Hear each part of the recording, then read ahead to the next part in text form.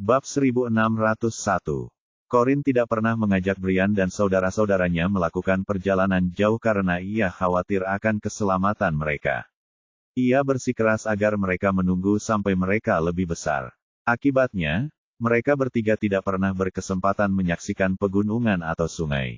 Dia mengagumi lukisan-lukisan itu dan berkata, "Jika lukisan-lukisan ini sudah seindah ini, aku bahkan tidak bisa membayangkan betapa menakjubkannya jika dilihat secara langsung. Aku berharap bisa melihatnya secara langsung." Lilin teringat akan sifat Sofia yang suka mengontrol ketika melihat ekspresi kerinduan pria itu. Sofia jarang mengizinkannya keluar rumah. Ia memiliki masa kecil yang sangat sulit. Seolah-olah dipisahkan dari ibu kandungnya segera setelah lahir saja sudah cukup buruk. Ia juga harus dibesarkan di bawah pengawasan ketat ibu tiri yang kejam. Aku bahkan tidak terlalu pandai melukis. Lukisan guru seniku jauh lebih mirip dengan pemandangan aslinya. Biar kutunjukkan padamu, kata Lilin. Karena ia masih terlalu kecil untuk mengajak keponakannya yang masih kecil untuk melihat pemandangan itu secara langsung, ia sangat ingin berbagi karya seni itu dengannya.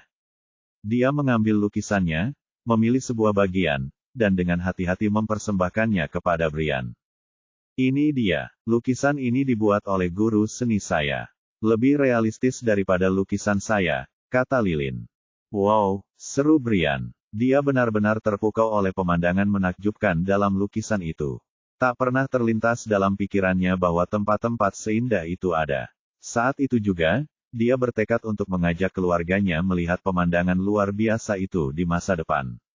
Dia mengagumi setiap inci lukisan itu sampai dia melihat sebuah tanda tangan, Nelly Nymphaya.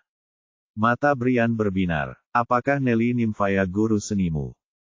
Lilin sedikit terkejut. Brian menyadari hal itu. "Memang benar. Aku heran kau bisa membaca di usia semuda itu." Brian tidak bermaksud memamerkan kemampuannya membaca. Nama Nelly Nymphaya sangat familiar baginya karena rumahnya menyimpan banyak lukisan karya Nelly Nymphaya. Konon lukisan-lukisan itu adalah karya ibu Corin yang juga nenek Brian, dan Corin sangat menyayangi lukisan-lukisan tersebut. Terkejut dengan kemiripan tanda tangan pada lukisan-lukisan di rumahnya, ia bertanya-tanya apakah guru seni Lilin adalah neneknya. "Bolehkah aku memiliki lukisan ini, Bibi Lilin?" tanya Brian dengan sungguh-sungguh dan tatapan memohon. Lilin bersimpati dengan situasi keluarganya yang menjadi penghalang baginya untuk menjelajahi dunia. Jadi dia langsung setuju. "Kamu boleh memilikinya jika itu milikmu. Hanya saja, berjanjilah padaku bahwa kamu akan menghargainya, membingkainya, dan menyimpannya dengan aman. Lukisan guruku sangat berharga." Karya seni yang bertanda tangan Nelly Nymphaya sangat berharga, tetapi gurunya tampaknya tidak terlalu mempermasalahkannya dan sering memberikan lukisan-lukisannya kepada murid-muridnya. Akibatnya, Lilin memiliki sejumlah lukisan gurunya, dan dia dengan senang hati memberikan salah satunya kepada Benjamin. Brian sangat gembira mendengar itu. "Terima kasih. Ibuku sangat menyukai lukisan Nelly Nymphaya. Dia akan sangat senang jika mendapatkan ini." Ekspresi Lilin langsung berubah masam begitu mendengar itu. "Kau baru saja bilang akan memberikan lukisan ini kepada ibumu." "Ya," Brian mengangguk. "Dia menyukai lukisan Nelly Nymphaya. Kalau begitu aku tidak akan memberikannya padamu," kata Lilin. Ia berubah pikiran dan segera mengambil kembali lukisan itu sebelum memasukkannya kembali ke dalam mapnya. Bab 1602. Ketika Brian melihat lukisan itu diambil kembali, dia menatap Lilin dengan bingung dan bertanya, "Bukankah kau bilang akan memberikannya padaku? Mengapa kau mengambilnya kembali?" Lilin memutar matanya dan menjawab dengan kesal, "Aku setuju untuk memberikan lukisan itu padamu, tapi aku tidak bilang kau boleh memberikannya kepada Sofia." Dia menyimpan rasa dendam yang sangat kuat terhadap Sofia dan percaya bahwa wanita itu tidak pantas menerima lukisan itu. Brian merasa sedikit kecewa. Tapi Sofia bukan, dia mencoba membantah tetapi menghentikan dirinya sendiri sebelum menyelesaikan kalimatnya. Dia tidak mampu mengungkapkan identitas aslinya karena itu bisa menimbulkan masalah bagi ayahnya. Dia memutuskan untuk menunggu sampai dia bisa menghubungkan Corin dengan Lilin agar dia bisa membeli lukisan itu. Lilin sangat ingin mendengar apa yang akan dikatakan Benjamin dan mendesaknya, "Selesaikan kalimatmu." "Sofia bukan." Brian menggelengkan kepalanya dan menjawab, tidak, lupakan saja, Bibi Lilin. Bibi benar, aku seharusnya tidak menggunakan lukisan yang Bibi berikan untuk menyenangkan ibu. Aku tidak menginginkan lukisan itu lagi.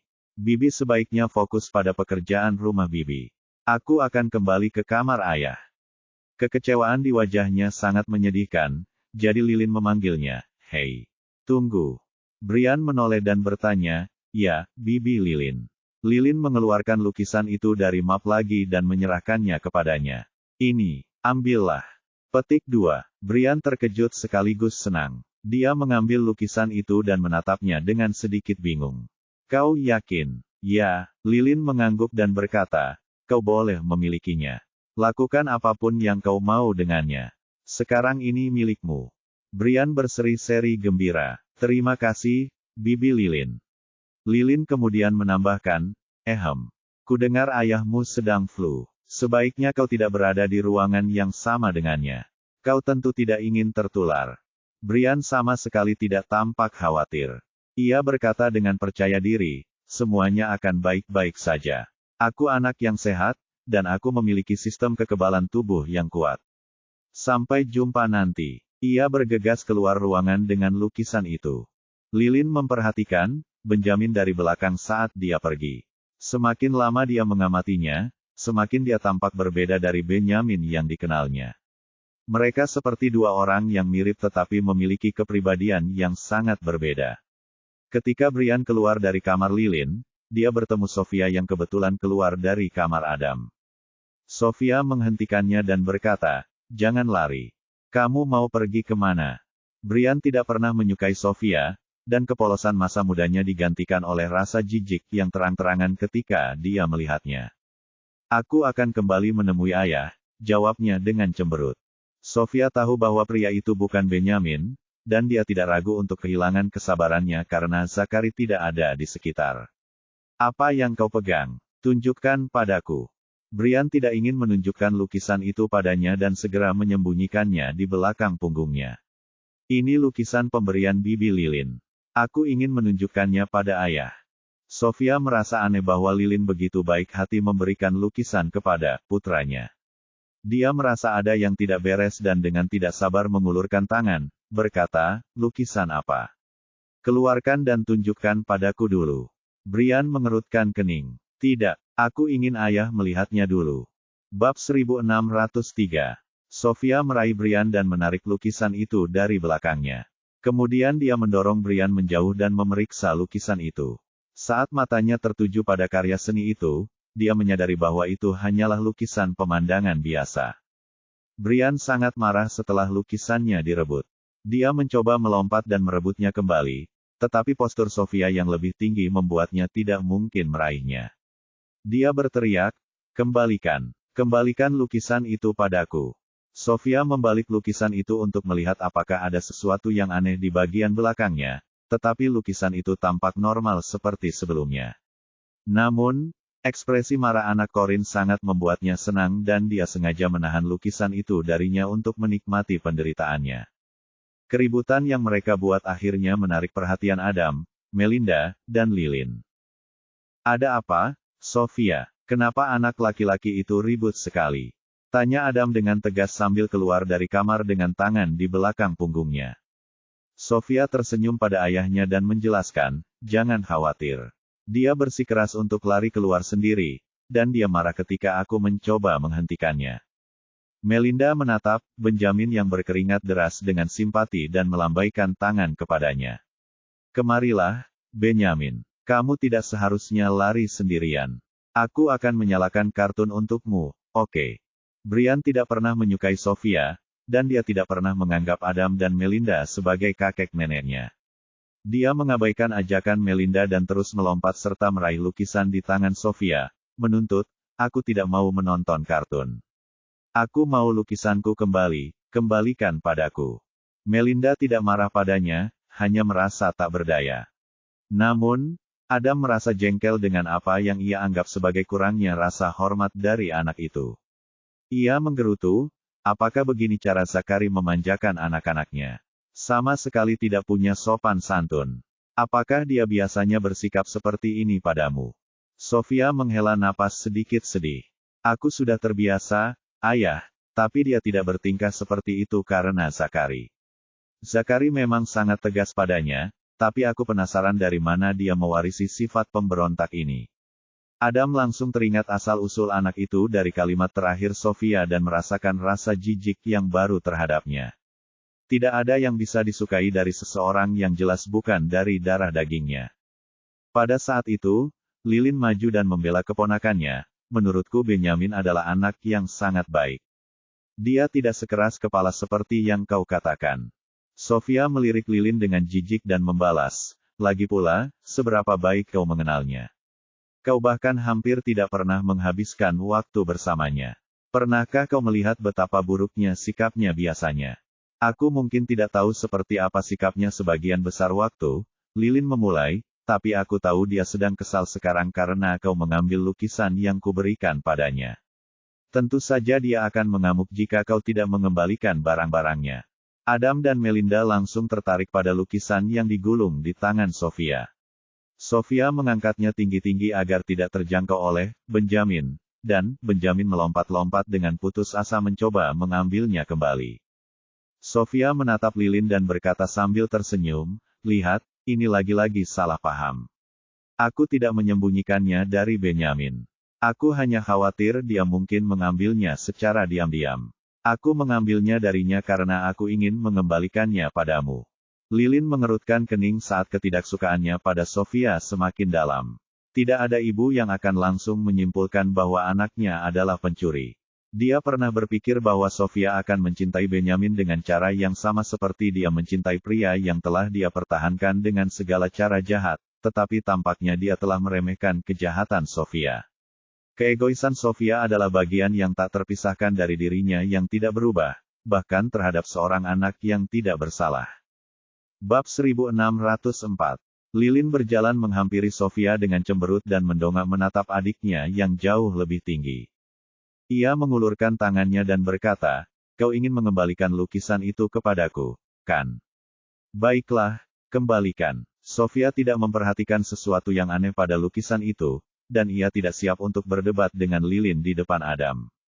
Lagi pula, ia baru saja berjanji kepada ayahnya bahwa ia akan bergaul baik dengan adiknya, jadi ia dengan senang hati mengembalikan lukisan itu kepada Lilin. Lilin memutar matanya ke arah Sofia setelah mengambil kembali lukisan itu. Kemudian dia menyerahkannya kepada Benjamin di depan semua orang dan berkata, ini. Lain kali jagalah lukisan yang kuberikan ini dengan lebih baik. Kegelisahan Brian sedikit berkurang setelah dia mengambil kembali lukisan itu. Dia cemberut dan berkata, terima kasih, Bibi Lilin. Lilin menjawab, sama-sama. Kemudian dia menoleh ke arah Adam dan berkata, lihat, ayah.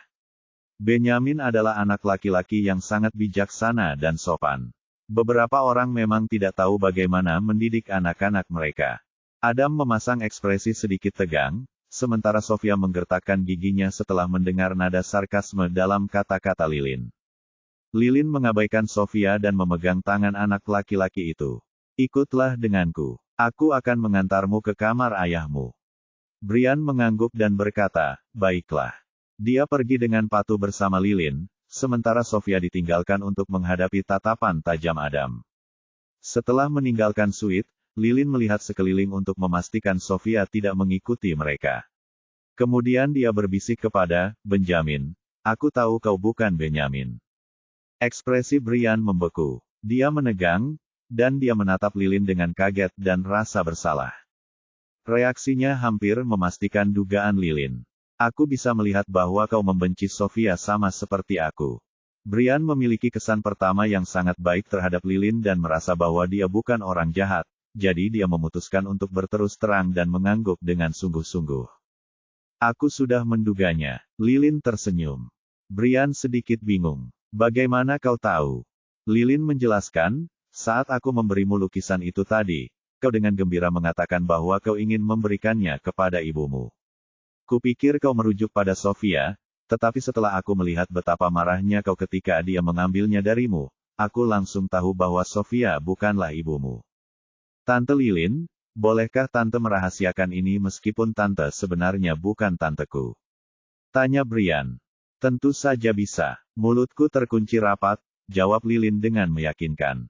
Jika aku ingin membongkar rahasiamu, aku pasti sudah melakukannya di depan semua orang di sana. Brian mempercayainya dan berkata, terima kasih. Lilin lalu bertanya, bisakah kau memberitahuku mengapa kau di sini dan kemana Benyamin yang sebenarnya pergi? Brian menggaruk kepalanya karena frustrasi dan menjawab, ya. Kami tertukar secara tidak sengaja beberapa hari yang lalu. Aku yakin Benyamin yang asli sekarang ada di rumahku. Dia menjelaskan seluruh situasi kepada Lilin, yang sulit mempercayainya. Dua anak kembar identik tidak mungkin ada di dunia ini. Ada sesuatu yang lebih dari sekadar yang terlihat. Tiba-tiba, Lilin memiliki pikiran lain. Apakah kamu punya foto ibumu? Aku ingin melihat seperti apa wajahnya. Brian menggelengkan kepalanya dan menjawab, aku tidak punya sekarang, tapi aku bisa memastikan bahwa dia sangat cantik. Bab 1605. Lilin bisa membayangkan betapa cantiknya ibu Benyamin hingga mampu melahirkan seseorang seperti Benyamin. Dia tidak bertanya lebih lanjut setelah mengantar Brian ke pintu suite. Masuklah dan temani ayahmu. Aku tidak akan memberitahu siapapun rahasiamu. Brian berterima kasih padanya lagi dan membuka pintu untuk masuk. Sementara itu, Lilin berdiri sendirian di koridor, tenggelam dalam pikiran. Dia memiliki firasat kuat bahwa anak laki-laki itu sangat mirip dengan seseorang yang pernah dia temui ketika masih muda. Meskipun awalnya dia tidak dapat mengingat siapa orang itu, deskripsinya tentang diculik secara tidak sengaja memicu ingatan dari bertahun-tahun yang lalu. Pada tahun itu, orang tuanya terlibat pertengkaran hebat, dan ibunya melarikan diri dari rumah bersamanya karena marah. Namun, mereka mengalami kecelakaan mobil di perjalanan. Nyawa ibunya terancam, dan transfusi darah darurat dibutuhkan. Ibunya memiliki golongan darah langka, dan bank darah rumah sakit tidak memiliki cukup persediaan golongan darah tersebut. Donor darah yang cocok sangat dibutuhkan, dan pada saat kritis itu, seorang wanita cantik yang seolah-olah dikirim dari surga mendonorkan sejumlah besar darah untuk menyelamatkan nyawa ibunya. Kenangan akan wajah wanita cantik itu tetap terukir dalam benak Lilin. Alis Benyamin yang asli dan palsu tampak mirip dengan alis wanita itu. Ini pasti bukan kebetulan besar, kan? Lilin bertanya-tanya, apakah ibu kandung Benyamin adalah wanita cantik yang sama yang menyelamatkan nyawa ibuku bertahun-tahun yang lalu? Brian mengambil lukisan itu dan pergi ke kamar tidur untuk mencari Zakari, yang sedang duduk di kursi rodanya sambil menghirup udara segar di balkon. Ayah. Brian berjalan ke balkon dan memanggil dengan hati-hati, khawatir ia akan mengejutkan ayahnya. Zakari mendengar langkah kaki tetapi tidak menoleh. Baru ketika Brian memanggilnya, dia menoleh dan bertanya, mengapa kau kembali sendirian? Brian menyembunyikan lukisan itu dan berkata secara diam-diam, aku membawa sesuatu yang sangat keren. Kamu bisa memberikannya kepada ibuku saat dia datang berkunjung nanti. Dia pasti akan sangat senang. Zakari mengangkat alisnya dan bertanya, apa yang bisa membuatnya sebahagia itu? Tada, Brian menyeringai, memperlihatkan lukisan yang tersembunyi. Ini dia lukisannya. Zakari melirik lukisan pemandangan yang diperlihatkan putranya dan tidak melihat sesuatu yang istimewa di dalamnya. Dan ibumu akan menyukai lukisan ini. Brian mengangguk antusias. Ya, dia menyukai semua karya seni dari pelukis ini. Jika kau memberinya lukisan ini, dia akan lebih menyukaimu lagi. Zakari menepuk kepala anak laki-laki itu dan mengakui niat baiknya. Brian tampak sama sekali tidak menyadari bahwa Zakari dan Corinne sudah bersama.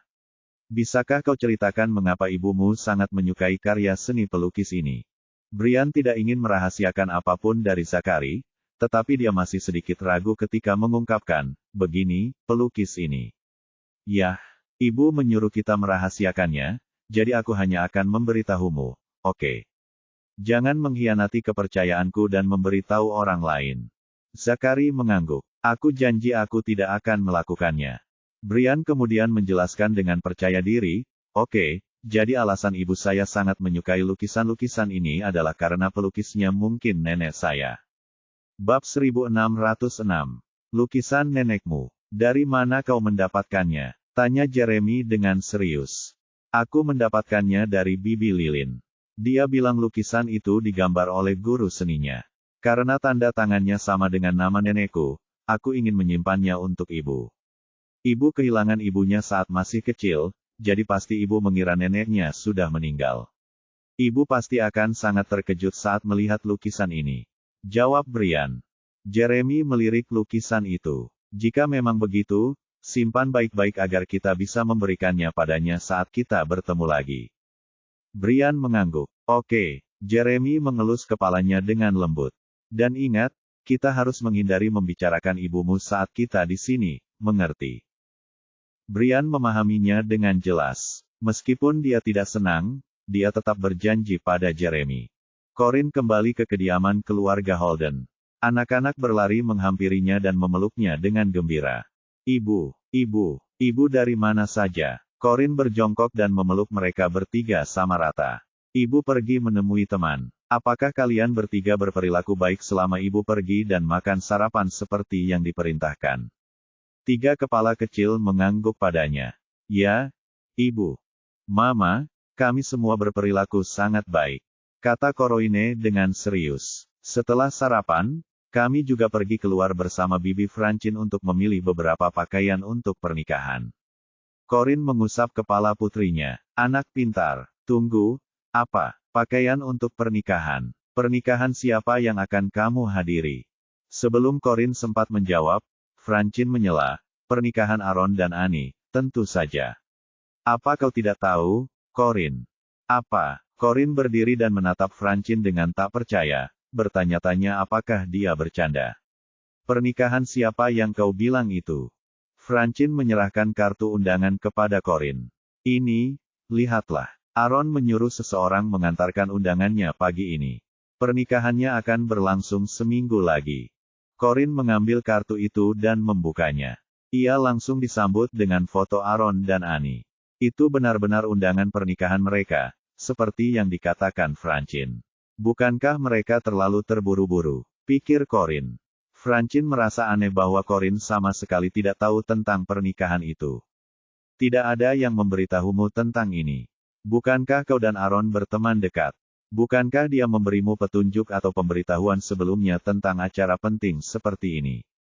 Corin menatap kartu undangan itu dalam diam untuk beberapa saat. Kemudian dia menoleh ke Francine dan berkata, jaga anak-anak untukku. Aku akan segera kembali. Dia sudah keluar pintu sebelum Francine sempat menjawab. Dia pasti buru-buru ke rumah Aaron untuk meminta penjelasan, pikir Francine. Ah sudahlah, itu bukan urusanku. Aku hanya perlu menjaga anak-anak, memilih gaun cantik untuk pernikahan, dan mengajak Chester sebagai pendampingku. Corin kembali ke apartemen tempat dia dulu tinggal bersama Sante dan Aaron. Saat hendak memasukkan kata sandi di pintu, tiba-tiba dia teringat sesuatu dan malah menekan bel pintu. Sudah lama sekali sejak terakhir kali dia kembali. Bagaimana jika Sante dan Aaron membawa seseorang, dan dia tanpa sengaja melihat sesuatu yang tidak pantas? Itu akan menjadi bencana. Setelah beberapa saat, seseorang membuka pintu. Bab 1607. Corin benar. Orang yang membuka pintu bukanlah Sante maupun Aaron, tetapi juga bukan orang asing sepenuhnya. Sunny berdiri di sana mengenakan piyama, menggaruk rambutnya yang lembut dan tampak seperti baru bangun tidur. Kemudian dia menguap dan berkata, "Oh, hai, Corin. Ada apa kau datang sepagi ini? Kukira hari ini akhir pekan." Corin mendorong Sunny menjauh dan masuk ke dalam rumah. Dia melirik ke sekeliling ruang tamu dan bertanya dengan cemberut, "Di mana Sante dan Aaron?" Sunny mengikutinya ke ruang tamu dan menjawab dengan jujur, "Sante sedang mencuci muka, dan Aaron pindah 2 hari yang lalu. Dia akan segera menikah, kan? Jadi dia pindah ke rumah barunya." Aaron pindah. Wah, bocah nakal itu benar-benar merahasiakan semuanya dariku, ya, pikir Corin. Dia duduk di sofa dengan tidak senang dan memberi isyarat ke arah Sunny dengan dagunya. "Ambilkan segelas air untukku." "Ya, Corin," jawab Sunny dengan patuh. Saat Sunny membawakan segelas air untuknya, Sante sudah selesai berganti pakaian dan keluar dari kamar. "Hei, bos, Anda datang lebih awal." Sante mengambil gelas air dari Sunny dan meletakkannya sendiri di depan Corin. Corin benar-benar haus, tetapi dia hanya meneguk air 2 kali. Kemudian dia menatap Sante dengan tidak senang dan tersenyum dingin. Senang melihat kau dan Aaron baik-baik saja tampakku.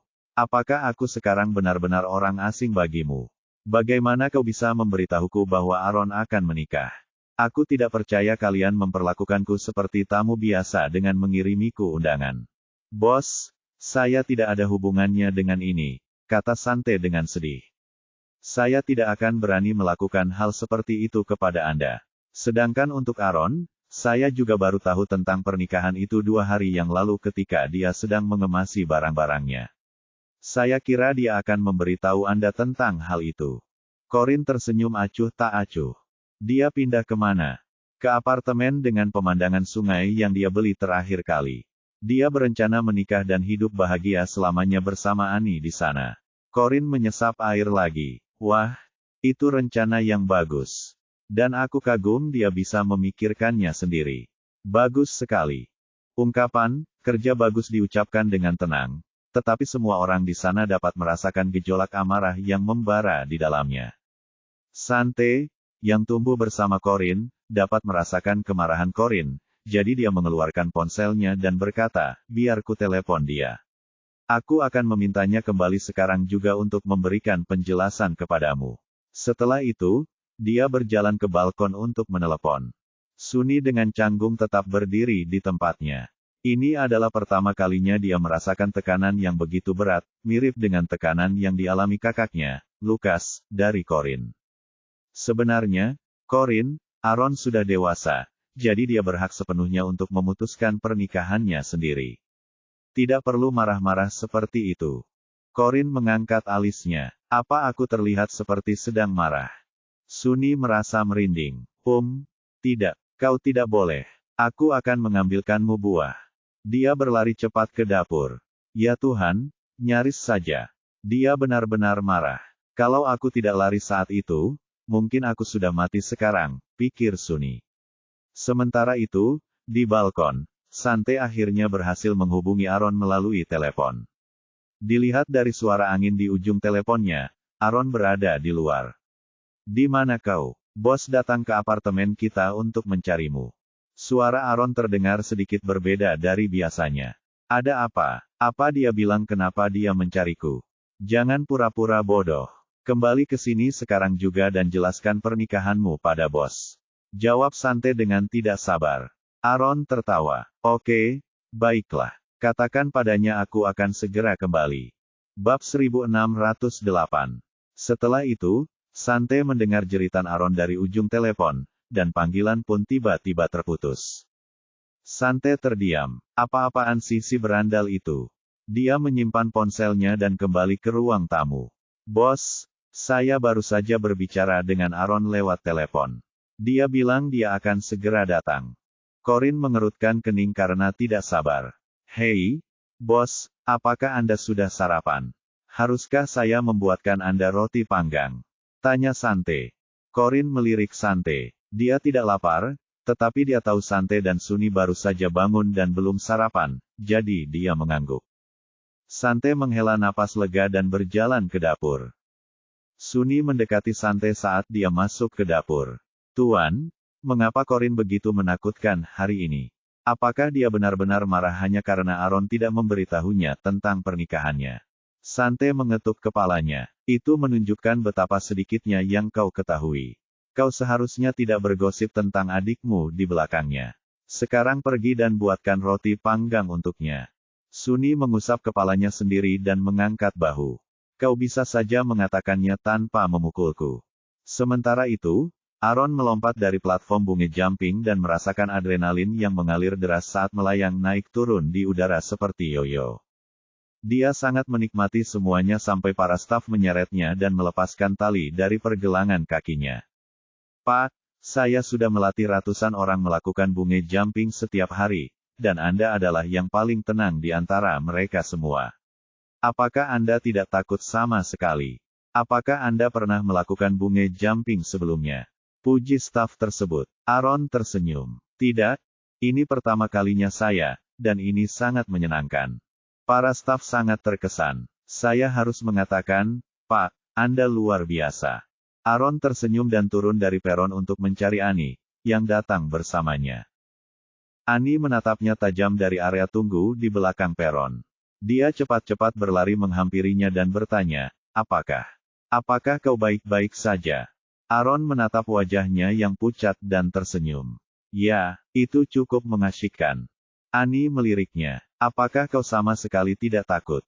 Aaron tertawa, kenapa aku harus takut? Bukannya aku tidak mengikat tali bunga di pergelangan kakiku. Lagi pula, kaulah yang menyuruhku membuktikan cintaku padamu dengan bunga jumping. Nah, sekarang setelah aku melakukannya, kau harus tahu cintaku padamu itu sangat tulus. Ani berkedip gelisah. Aku menyesal sekarang. Seharusnya aku tidak membiarkanmu melakukan bunga jumping. Seharusnya aku mengajakmu terjun payung saja. Coba lihat apakah kamu masih bisa setenang ini jika tidak ada tali bunga yang terikat padamu. Aaron tahu Ani tidak sungguh-sungguh dengan apa yang dia katakan, jadi dia mengangkat bahu dan mengelus wajahnya sambil tersenyum.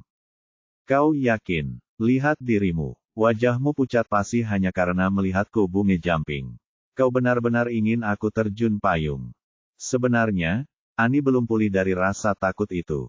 Dia sangat khawatir sejak Aaron berdiri di platform itu. Dia menyesal telah memaksa Aaron untuk membuktikan cintanya dengan bunga jumping. Bagaimana jika talinya putus? Dia pasti akan menyalahkan dirinya sendiri seumur hidup. Tidak, dia tidak bisa hidup tanpanya, jadi dia mungkin akan melompat bersamanya. Untungnya, semuanya berjalan baik. Aaron tahu Ani mengkhawatirkannya. Dia menarik Ani ke dalam pelukannya dan menghiburnya. Ani, aku baik-baik saja. Jika kau ingin aku ikut terjun payung, aku akan melakukannya untukmu, tapi tidak hari ini. Sekarang, kita harus segera kembali dan memberi penjelasan kepada Corin tentang pernikahan kita. Ani sedikit terkejut. Dia mengangkat kepalanya dan bertanya, mengapa? Apakah dia masih menentang hubungan kita? Bab 1609. Aaron menyipitkan matanya. Kurasa dia tidak menentang hubungan kita. Lebih tepatnya, dia marah padaku. Ani memikirkan maksud perkataan Aaron, lalu ia mengikuti Aaron menuruni bukit. Saat mereka sampai di apartemen, waktu sudah hampir tengah hari. Meskipun mereka mengemudi secepat mungkin, tempat bunga jumping itu terlalu jauh dari kota.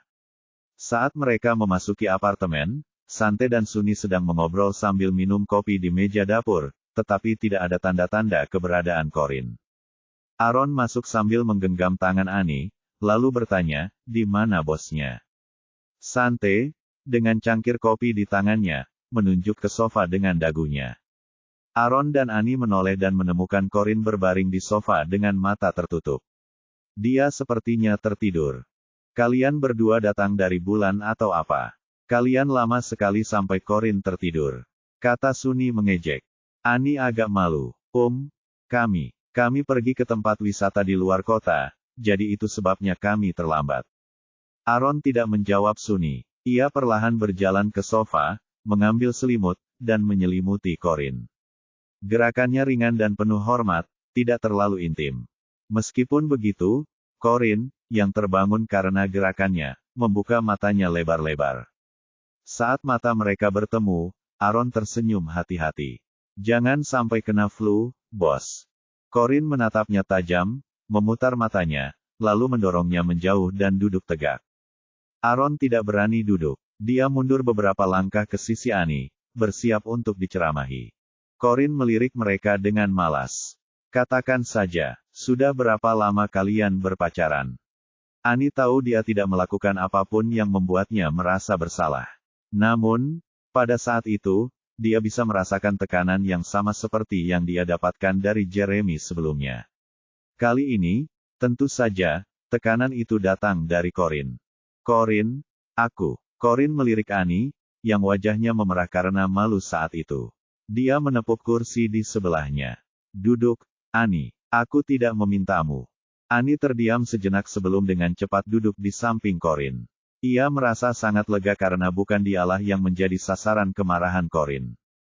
Aaron tersenyum tak berdaya pada Ani karena meninggalkannya sendirian. Kemudian dia menghela napas dan berkata, Bos, Anda sudah melihat kartu undangannya, kan?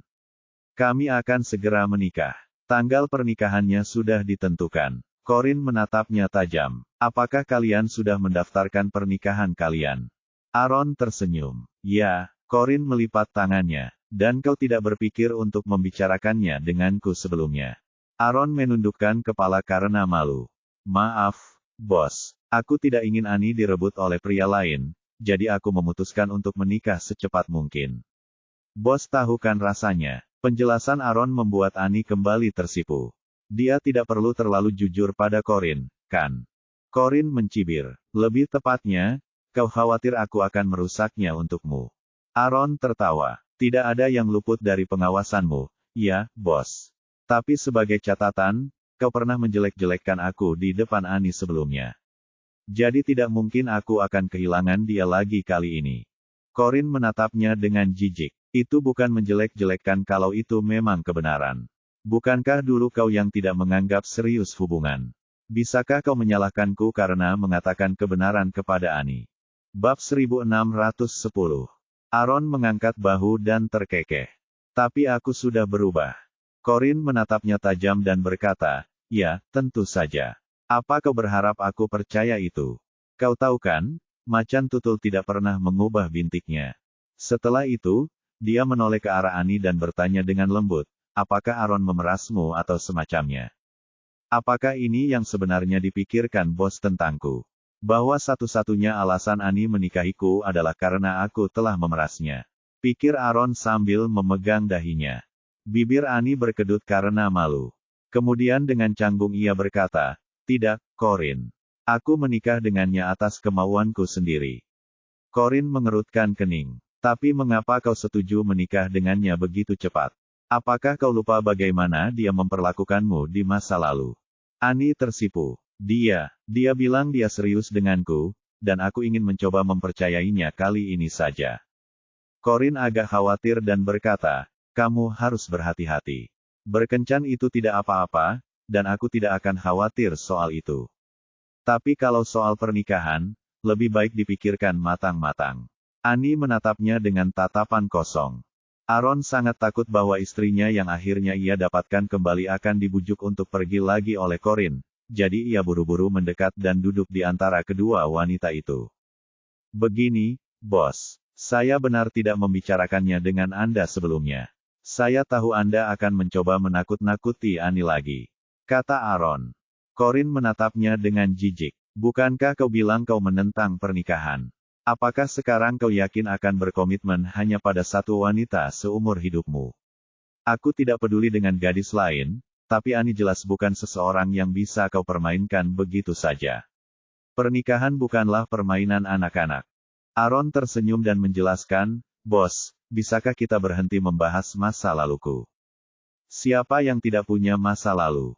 Dulu, aku berpikir aku tidak akan pernah jatuh cinta pada wanita manapun seumur hidupku. Jadi aku menghargai kebebasanku dan tidak berniat untuk menikah. Sekarang, aku menyadari bahwa aku tidak sebebas yang kupikirkan dulu. Aku benar-benar jatuh cinta pada Annie. Aku rela menahan diri untuknya, menerima batasan pernikahan, dan bertanggung jawab atas dirinya. Singkatnya, aku sudah mengambil keputusan. Corin menatap Aaron dengan skeptis. Bagaimana jika suatu hari nanti kau mengecewakan Annie? Aaron tidak ingin mengucapkan sumpah apapun. Dia sudah terlalu sering membuat janji kosong di masa lalu, yang tidak berarti dan hanya menodai perasaannya terhadap Annie. Setelah berpikir sejenak, dia berkata, jika situasi seperti itu benar-benar terjadi, kau dan Sante bisa mencari seseorang untuk mengebiri aku. Ketiga wanita di ruang tamu, Corin, Sante, dan Annie, terdiam. Sunny menarik Sante mendekat dan berkata kepada Aaron, hei, jangan libatkan Sante dalam pembicaraan seperti itu, oke? Aku tidak ingin dia dikaitkan dengan bagian bawah tubuh pria lain. Sante sekali lagi terdiam. Aaron melirik Sunny, lalu menatap Corin dengan sangat serius. Bos, kali ini saya benar-benar serius. Lagi pula, saya tidak cukup bodoh untuk berurusan dengan Annie karena dia keponakan ipar Anda. Saya yakin Anda akan menusuk saya dengan pisau jika saya melakukan itu. Corin mencibir dingin. Oh, ayolah, hentikan sandiwara ini. Kau tidak akan mendaftar tanpa memberitahuku dulu jika kau benar-benar takut padaku.